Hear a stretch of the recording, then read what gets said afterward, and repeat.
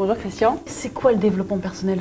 Grandir, vous voulez dire? Ouais. S'ouvrir en fait, s'épanouir, être à l'aise, autrement dit, plus en confiance, plus en résonance avec soi. Tout simplement, vous avez des gens dont c'est le métier de guider, d'accompagner les personnes qui ont peut-être une difficulté à être simplement, ou à être à l'aise, ou tout simplement à communiquer. Et vous avez des gens comme ça qui vous demandent de les aider à être plus en résonance avec le monde extérieur, en meilleure communication avec les autres. Alors le développement personnel, c'est d'abord être bien avec soi, et puis apprendre à être un meilleur soi-même. Et ça passe par quel outil? Vous parliez de parole, justement, la parole. Oui, la parole. En fait, vous avez dans la parole, évidemment, ce qu'on entend par là, c'est d'abord le langage, les mots. Alors qu'en réalité, la parole peut se passer de langage. Car il y a un langage non verbal qui passe par le corps, par exemple, le regard, je dirais toute l'expression de l'être. Il y a un langage chez les animaux, par exemple. C'est vrai. Mais oui, et regardez les abeilles, simplement en faisant des cercles, elles se disent des choses.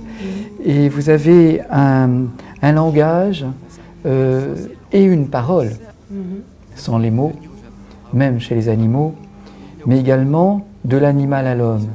Alors ensuite, de l'animal à l'animal, c'est-à-dire de l'homme à l'homme.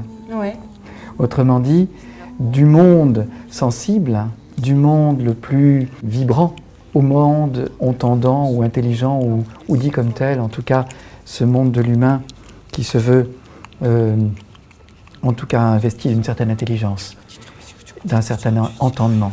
Après, qu'entend-il? Est-ce qu'il entend les mots? Est-ce qu'il entend la vibration?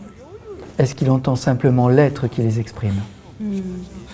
Et par rapport à la chorégraphie, alors comment est-ce que vous reliez la chorégraphie, la danse, la parole? Comment est-ce que vous faites un lien entre tous ces concepts? C'est un langage, la chorégraphie.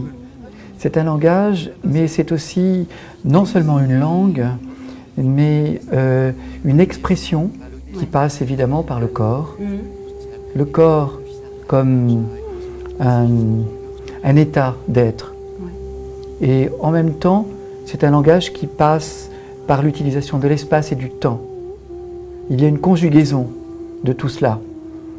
Une entrée, une sortie, entre deux, un état dans un temps et dans un espace donné.